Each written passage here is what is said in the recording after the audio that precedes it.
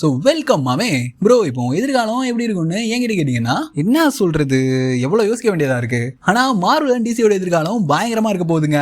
இப்பதானே என் வாழ்க்கையில ஒளி தெரியுதுன்ற மாதிரி மார்வல் தன்னோட ஃபேஸ் 7 பழைய ஸ்டைல கொண்டு வர போறான். அது என்ன ப்ரோ பழைய ஸ்டைல்னு கேட்டீங்கன்னா, இந்த மார்வல் இருக்காங்கல்ல, அவங்க ஆரம்பத்துல இந்த Iron Man, Captain America, First Avenger மாதிரியான மூவிஸ் எல்லாம் கொடுத்திருப்பாங்க. அதுவே மார்வலுக்கு அடித்தளமா அமைஞ்சிருக்கும். நின்று பேசுன்ற மாதிரி அந்த மூவிஸ் எல்லாம் மார்வலுக்கு ஆரம்பத்திலே பேர் வாங்கி கொடுத்த மூவிஸ். ஸோ அந்த மூவிஸ்ல எல்லாம் நம்ம என்ன மாதிரியான விஷயங்களை அதிகமா பார்த்திருப்போமோ அதே ஸ்டைல தான் ஃபியூச்சர்ல நம்ம பார்க்க போற எக்ஸ்மேன் மூவிஸா இருக்கட்டும், இல்ல மார்வலோட அப்கமிங் ப்ராஜெக்ட்ஸுங்க. புரியுற மாதிரி சொல்லணும்னா மார்வலோட ஃபேஸ் 7 என்ன மாதிரி இருக்க போகுது, சோ எந்த ஸ்டைல்ல இருக்க போகுது, முக்கியமா மார்வல் தன்னோட ஃபேஸ் 7ல, அதாவது நம்ம சீக்ரெட் வார்ஸ்க்கு அப்புறம் பார்க்க போற எல்லா மூவிஸ்லயும் என்ன மாதிரியான ஸ்டைல்ல கொண்டு வர போறாங்க, சோ அது எந்த மாதிரி இருக்க போகுது அப்படின்றது தான் இந்த வீடியோல தெளிவா பார்க்க போறோம். சோ இதுபடி பார்த்தோம்னா ஒரு பிரைட்டான ஃபியூச்சர் இருக்குங்க மார்வலுக்கும். ஏன் டிசிக்கு கூட ஒரு செம்மையான ஃபியூச்சர் இருக்கு. நம்மளும் கரெக்டான டைம்ல தான் கடையை போட்டிருக்கோம் மார்வல் பயில்களானு. ரைட்டுங்க, வீடியோ ஆரம்பிக்கிறதுக்கு முன்னாடி இந்த மாதிரி இன்ட்ரெஸ்டிங்கான மார்வல் வீடியோஸ்க்கு இந்த வீடியோ லைக் பண்ணிட்டு நம்மளோட சேனலை மறக்காம சப்ஸ்கிரைப் பண்ணிக்கோங்க. சப்ஸ்கிரைப் பண்றதுக்கு விருப்பம் இல்லைனாலும் நம்ம சேனலோட பேரை ஞாபகம் வச்சுக்கோங்க. சப்ஸ்கிரைப் பண்ணா சப்போர்ட்டா இருக்கும். புதுசா பாக்குறீங்கன்னா பார்த்து பண்ணி விட்டுருங்க. ரைட்டுங்க, இப்போ நமக்கு ரீசெண்டா கிடைச்ச இந்த ஒரு ரிப்போர்ட் படி பார்த்தோம்னா, மார்வல் இன்ஃபினிட்டி சாகாவோட ஆரம்பத்துல இன்னொரு விஷயத்தை பண்ணாங்களோ, என்ன மாதிரி இன்ஃபினிட்டி சாகாவை எடுத்துட்டு போயிட்டு முடிச்சாங்களோ அதே மாதிரி தான் நம்ம ஃபேஸ் 7க்கு அப்புறம் பார்க்க போற ஃபர்ஸ்ட் எக்ஸ்மேன் மூவிஸ். எக்ஸ்மேன்ஸ்னா யாரு, அவங்களோட சக்தி என்னன்னு காட்டிட்டு அதுக்கப்புறம் வேற ஒரு டைட்டில் எக்ஸ்மேன் மூவியை கொடுக்க போறாங்க. ஸோ அதெல்லாம இன்ஃபினிட்டி சாகாவோட ஸ்டைல தான் இருக்க போகுது. சிம்பிளா மார்வல்ஸோட நெக்ஸ்ட் மூவ் என்னவா இருக்க போகுதுன்னா ஃபர்ஸ்ட் பிளாக் பேந்தர் 3ங்க. இதுக்கப்புறம் எங்கான எக்ஸ்மென்ஸை கேஸ்ட் பண்றது. ஸோ அந்த வேலையெல்லாம் நடக்க போகுது. நெக்ஸ்டா பிளேட் போட்டு விட்டானுங்கன்னு பார்த்தா நான் வீல் என்று நினைத்தாய் அப்படின்ற மாதிரி பிளேட் திரும்ப என்ட்ரி கொடுக்குறாங்க. நெக்ஸ்டா டெட்பூல் 4. பட் இது ரெண்டுக்குமே மார்வல் அதிகமான ஆர்வம் காட்டாம ஜஸ்ட் கிடப்பில தான் போட்டு வச்சிருக்கானுங்க. அதுக்குன்னு பண்ண மாட்டானுங்கன்னு இல்ல, கண்டிப்பா பண்ணுவானுங்க, டைம் எடுத்து பண்ணுவானுங்க. அதே மாதிரி இப்ப நமக்கு கிடைச்ச ஒரு ஆர்டிகலை பார்த்தோம்னா ரியாலிட்டியே ஒட்டுமொத்தமா மாறி போச்சு. சூப்பர் ஹீரோ பிலிம்ஸ்ல எல்லாம் கோடிக்கணக்காக காசு போட்டாலும் அதுல இருந்து முன்ன மாதிரி எல்லாம் எங்களுக்கு லாபம் வர மாட்டேங்குது. இதுபடி குவாலிட்டியான கண்டென்ட்ஸ் கொடுக்கணும் தான் நம்ம மார்வல் முடிவுல இருக்கானுங்களா. இதான் அந்த மனுஷன் கெவின் ஃபேகேயும் ரீசெண்டா கொடுத்த இன்டர்வியூலயே சொல்லிருப்பாரு. குவான்டிட்டியான கண்டென்ட்ஸ் எல்லாம் அடிச்சு தள்ளியாச்சு, குவாலிட்டியா தான் இனிமே இறக்கணும் அப்படின்ற மாதிரி. அதுபடி நம்ம ஃபேஸ் 7க்கு அப்புறம் பார்க்க போற அந்த எக்ஸ்மேன் மூவி இருக்குல்ல, தண்டர்போல்ட்ஸோட டைரக்டர் ஜாக் கேரியர் அவர் தான் டைரக்ட் பண்ண போறாங்க.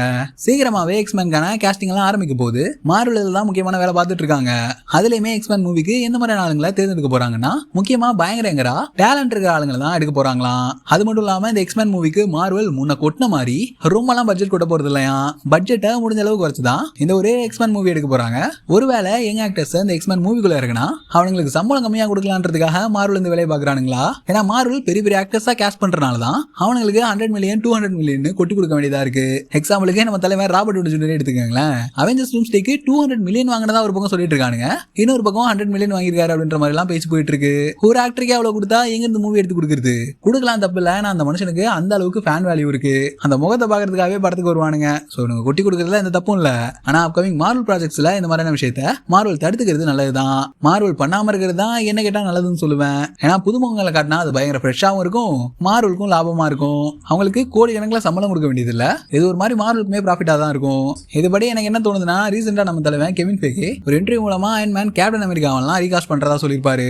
என்னை பொறுத்த வரைக்கும் கெவின் ஃபேகே இந்த மாதிரி தாங்க பண்ணணும். ஏன்னா ஏற்கனவே பாப்புலரா இருக்க முகங்களை கூட்டு வந்து திரும்ப அயன் மேன், கேப்டன் அமெரிக்காவை நடிக்க வச்சா அவனுக்கு சம்பளமே கொட்டி தீக்கணும். அதுக்கு பதிலா நியூ முகங்களை காட்டினா அது இந்த மாதிரி கண்டிப்பா ஃப்ரெஷ்ஷா தான் இருக்கும். ரீகாஸ்ட் பண்ண போறோம்னு முடிவு பண்ணியாச்சு. அப்புறம் புது முகங்களை காட்டினா என்ன, பழைய முகத்தை காட்டினா என்ன, அடிக்கணும்னு முடிவு பண்ணிட்டா கண்டிப்பா அடிச்சே திருவானுங்க. ஏன் ரீசெண்டா வந்தா மார்வல் மூவியே எடுத்துக்கங்களேன். அதுல மிஸ்டர் ஃபென்டாஸ்டிக்கு பயங்கர ஃபேமஸா இருக்கிற ஒரு முக்கியமான கேரக்டர் கூட போடலாம். ஆனா பேட்ரோ பாஸ்கல் தான் அந்த மூவில மிஸ்டர் ஃபென்டாஸ்டிக்கா உள்ள எடுத்துட்டு வந்திருப்பாங்க. அவரே ஒரு நியூ முகமான கேரக்டர் தாங்க. இந்த மாதிரியான ஒரு விஷயத்தை தான் நம்ம மார்வலோட ஃபேஸ் 7 இருக்கட்டும், மார்வலோட அடுத்த கட்ட ஃபேஸ்ல எல்லாம் பார்க்க போறோம்னு நினைக்கிறேன். அதுக்கு உடனே பேட்ரோ பாஸ்கல் எப்படி நீ பெரிய ஸ்டார் இல்லைன்னு சொல்லலாம். அவருமே ஒரு ஃபேமஸான ஆள் தான். இந்த லாஸ்ட் எபிசோட வெப் சீரிஸ் எல்லாம் பார்த்துருந்தீங்கன்னா மனுஷனோட ஆக்டிங்கை வச்சு சும்மா எல்லாத்தையும் மேல விட்டுருப்பாரு. ஏன் ஃபென்டாஸ்டிக் 4ல நீங்க பேட்ரோ பாஸ்கலை பார்த்திருந்தாலுமே லாஸ்ட் எபிசோட்ல பார்த்தா அதே ஒரு கேரக்டர் தான் உங்களோட மைண்டுக்கு வரும். இந்த வீடியோவை பேட்ரோ பாஸ்கல் பார்த்தா என்ன பாரு தெரியுமா, இவனுக்கு எக்ஸாம்பிளுக்கு சொல்றதுக்கு வேற ஆளே கிடைக்கலையா, நான் பாட்டுக்கு 7 தான் இருந்தேன், இதுக்கிட்ட எக்ஸாம்பிளுக்கு சொல்லி என்ன டம்மி ஆக்குற அப்படின்ற மாதிரி தான் அந்த மனுஷன் நினைப்பாரு. நீங்களே அப்படிதான் நினைப்பீங்கன்னு நினைக்கிறேன். நான் அப்படி சொல்ல வரலங்க. நான் என்ன சொல்ல வரேன்னா, இவர் வளர்ந்து வர்ற ஒரு முக்கியமான ஆக்டர்னு வச்சுப்போமே. ஸோ இந்த மாதிரியான ஆக்டர்ஸ் ஆரம்பத்திலே பிக் சேலரி எதிர்பார்க்க மாட்டாங்க. கொஞ்சம் மேல வந்ததுக்கு அப்புறம் தான் அடுத்த படத்துலலாம் கமிட் ஆகும்போது கொஞ்சம் எக்ஸ்ட்ராவான சேலரி எதிர்பார்ப்பாங்க. ஆனா ஏற்கனவே ஃபேம்ல இருக்க கேரக்டர்ஸ் மார்வலுக்குள்ள கொண்டு வந்தா நியூ சூப்பர் ஹீரோஸா கொண்டு வந்தானுங்கன்னு வைங்களேன், அதுக்கு மார்வல் பல கோடிகளை கொட்டுற மாதிரி இருக்கும். மார்வலுக்கு அது பெருசு இல்லைனாலும் எப்படி உங்களுக்கு தெளிவா சொல்றது, இப்ப ராக்க கொண்டு வந்து ஏதாவது ஒரு சூப்பர் ஹீரோ கேரக்டர் நடிக்க வச்சாங்கன்னா உடனே எல்லாருக்கும் வந்து பிளாக் ஆடம் மைண்டுக்கு வரும். அந்த மாதிரி கிடையாது. ஸோ இப்போ எம்சியூல ராக்க கொண்டு வராங்க, அவருக்கு ஹையான சேலரி கொடுக்கணும். இது கூடவே ராக் பிளே பண்ற அந்த சூப்பர் ஹீரோ உங்க மனசுல நிக்குமா, இல்ல ராக்ன்ற அந்த மனுஷனோட பேர் உங்களுக்கு ஞாபகத்துல இருக்குமா? கண்டிப்பா அவரை ராக்கா தான் நிறைய பேர் பார்த்துருந்துருப்பீங்க. பார்த்துருப்பீங்க. சிம்பிளா அந்த கேரக்டரை விட அந்த ஆக்டரோட முகம் தான் உங்களுக்கு ஞாபகம் இருக்கும். அது அந்த ஆக்டரோட தப்பும் கிடையாது, உங்களோட தப்பும் கிடையாது. என்ன கேட்டீங்கன்னா, ஏற்கனவே பயங்கர ஃபேமிலியா இருக்க ஆக்டர் கொண்டு வந்து எம்சியூக்குள்ள சொருகிறத விட வளர்ந்து வர்ற ஒரு ஆக்டரை வளர்த்து விட்டு போலாமே, அதானே கரெக்டா இருக்கும். இப்படி பண்ணா இது மார்வலுக்கு மேல லாபம் தான்.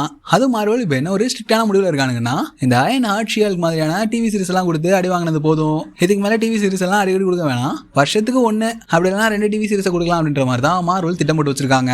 இதுக்கு மேல மார்வலோட ஃபோக்கஸ் கண்டிப்பா இந்த வெப் சீரிஸ்ல எல்லாம் இருக்காது, மூவிஸ்ல தான் இருக்க போது. வெப் சீரிஸ்ல ஃபோக்கஸ் போடட்டுமே, இந்த டேர்டெவில் பானகின் மாதிரியான நல்ல நல்ல சீரிஸ்ல ஃபோக்கஸ் போடட்டும். அதை விட்டுட்டு குப்பை சீரிஸ்ல எல்லாம் ஃபோக்கஸ் போட்டா அது கண்டிப்பா வேஸ்ட்டுங்க.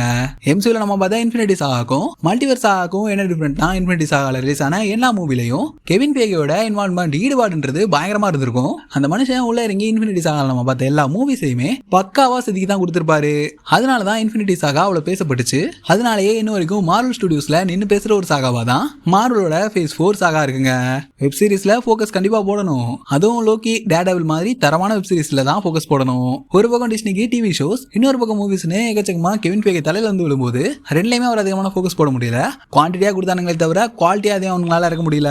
பட் இதுக்கப்புறம் இந்த டிவி சீரிஸ் எல்லாம் கொஞ்சம் ஓரமா ஒதுக்கி வச்சுட்டு ஃபுல் இன்வால்வ்மெண்ட்டையும் மூவிஸ்ல போடலாம் அப்படின்ற மாதிரி கெவின் ஃபேகே ரொம்ப தெளிவா இருக்காராம். எக்ஸாம்பிளா சொல்லணும்னா, அது கொஞ்ச நாளைக்கு முன்னாடி வந்த தண்டர்போல்ட்ஸா இருக்கட்டும், இப்ப நம்ம பார்த்துட்டு இருக்க ஃபேண்டாஸ்டிக் ஃபோர், இதெல்லாம் கெவின் ஃபேகோட இன்வால்வ்மெண்ட் பயங்கரமா இருந்திருக்கு. இதனாலதான் இந்த மூவிஸ் முன்ன இருந்த மூவிஸ்க்கு பல மடங்கு நல்லா வந்திருக்குன்னு தான் சொல்லணும். எங்க கெவின் ஃபேகோட இன்வால்வ்மெண்ட் இந்த மார்வல் மூவிஸ்ல இருந்தது மட்டும் இல்லாம, இந்த தண்டர்போல்ட்ஸ், ஃபேண்டாஸ்டிக் ஃபோர் இந்த மாதிரியான மூவிஸ்ல எல்லாம் என்ன மாதிரியான போஸ்ட் கிரெடிட் சீன் வச்சு அது அவெஞ்சர்ஸ் டூம்ஸ்டேவோட முடிச்சு போடணும் அப்படின்ற முக்கியமான முடிவை இங்க கெவின் ஃபேகே தான் எடுப்பாராம். சோ இதான் கரெக்டா இருக்கும்னு நினைக்கிறேங்க. இஷ்டத்துக்கு ஒரு டேரக்டரா ஒரு போஸ்ட் கிரெடிட் சீன் எடுத்து வச்சு கடைசியில் அதெல்லாம் இதுக்கு இருக்குன்னே தெரியாம போயிருக்கும். அப்படிதான் மார்வல்லுமே நடந்திருக்கும். இப்ப மார்வல் ஸ்டுடியோஸோட முக்கியமான திட்டமே என்னன்னா, டேரக்டர்ஸ்க்கு அவங்களுக்கான ஃப்ரீடம் கொடுக்குறது. அப்கமிங் மார்வல் ப்ராஜெக்ட்ஸ் எல்லாத்துலயுமே டேரக்டர்ஸ்க்கு அவங்களுக்கான ஃப்ரீடம் கொடுக்குறது, பட்ஜெட்ஸை முடிஞ்ச அளவு குறைக்கிறது. ஒரு மூவிக்குமான அந்த கனெக்ட் எல்லாம் இருக்கும்ல, அதெல்லாம் பயங்கர ஃபோக்கஸா இருக்கிற மாதிரி தான் இந்த ஒரு ஆர்டிகல் நமக்கு தெளிவா சொல்லுது. இப்ப மார்வல் கிளப்ல போட்டு வச்சிருக்க ப்ராஜெக்ட்ஸ் பார்த்தோம்னா, அதுல முக்கியமா பிளேட், டெட்பூல் 4 இந்த மாதிரியான மூவிஸ் எல்லாம் இருக்க போகுது.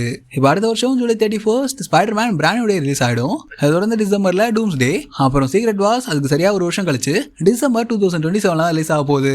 இதுக்கு இடையில தான் இப்ப நான் சொன்ன பிளேடா இருக்கட்டும், டெட்பூல்கான மூவியை மார்வல் சொல்லுகிற மாதிரி ஒரு திட்டம் போட்டு வச்சிருக்கிறதா நமக்கு இந்த ஆர்டிகல் மூலமா தெளிவாவே தெரிய வருது. சோ இந்த கேப்ல கண்டிப்பா பிளாக் பேந்தர் 3 மூவியை நம்ம பார்க்க தான் போறோம். இந்த மூவியையும் நம்ம ரேன் லாக்லர் தான் டைரக்ட் பண்ண போறாரு. சீக்ரெட் வார்ஸ்க்கு அப்புறம் மார்வல் ரீசெட் ஆக போகுது. அதுக்கப்புறமா மார்வல் ஜூலை 27, 2027ல இப்போதைக்கு ஒரு 4 ப்ராஜெக்ட்ஸா கன்ஃபார்ம் பண்ணி வச்சிருக்கானுங்க. அந்த 4 ப்ராஜெக்ட்ஸ்ல ஒரு ப்ராஜெக்ட் தான் கண்டிப்பா ரிலீஸ் பண்ண போறானுங்க. அது என்ன 4 ப்ராஜெக்ட்ஸ்னு மார்வலுக்கு தாங்க விழிச்சோம். பட் எக்ஸ்மேன் தான் சீக்ரெட் வார்ஸ்க்கு அப்புறம் வரும் அப்படின்ற மாதிரி நானே தெளிவா சொல்லி இருந்திருப்பேன். பட் இந்த ரிப்போர்ட் படி நமக்கு தெரிய வந்த ஒரு விஷயம் என்னன்னா, அந்த டைம்ல பிளாக் பேந்தர் 3 வரலாம் அப்படின்ற மாதிரி இந்த ஒரு ஆர்டிகல் சொல்லுது. ஆனா பிளாக் பேந்தர் 3 சீக்ரெட் வார்ஸ்க்கு முன்னாடி கொண்டு வந்தாதான் அது பாக்குறதுக்கு நல்லா இருக்கும். டூம் எதிர்த்து பிளாக் பேந்தர் நிக்கிற மாதிரி காட்டவும் முடியும். ஒருவேளை நம்ம கெஸ் பண்ண மாதிரியே அவெஞ்சர்ஸ் சீக்ரெட் வார்ஸ்க்கு முன்னாடியே பிளாக் பேந்தர் 3 வந்துருச்சுன்னா, இப்போ ஒரு 4 அன்டைட்டில் ப்ராஜெக்ட்ஸ் இருக்குல்ல, அது கண்டிப்பா ஒரு டெட்பூல் மூவியா கூட இருக்கலாம். ஏன்னா அவெஞ்சர்ஸ் டூம்ஸ்டேல ஆல்ரெடி கேம்பிட் கன்ஃபார்ம் ஆயிருக்காரு. இந்த அன்டைட்டில் ப்ராஜெக்ட்ஸ்ல ஒன்னா டெட்பூல் கூட இருக்கலாங்க. ஆனா அவெஞ்சர்ஸ் டூம்ஸ்டேக்குள்ளேயே நம்ம டெட்பூல் கூட வூல்வரினை கொண்டு வந்தா அது பாக்குறதுக்கு இன்னும் நல்லா இருக்குங்க. மார்வல் ஏன் அதை பண்ணாம இருக்காங்கன்னு தெரியல. நம்ம ரேன் ரெனால்ட்ஸ் ரீசெண்டா கொடுத்த ஒரு இன்டர்வியூல டெட்பூல் மூவிக்கான ஸ்கிரிப்ட்ல தான் ஒர்க் பண்ணிட்டு இருக்கேன் அப்படின்ற மாதிரி தெளிவா சொல்லி இருந்திருப்பாரு. பட் அவெஞ்சர்ஸ் கூட சேர்ந்து அப்படின்ற மாதிரி அவர் மென்ஷன் பண்ணல. சோ கண்டிப்பா இந்த மாதிரி ஒரு சோலோவான டெட்பூல் மூவியா தான் இருக்க போகுது.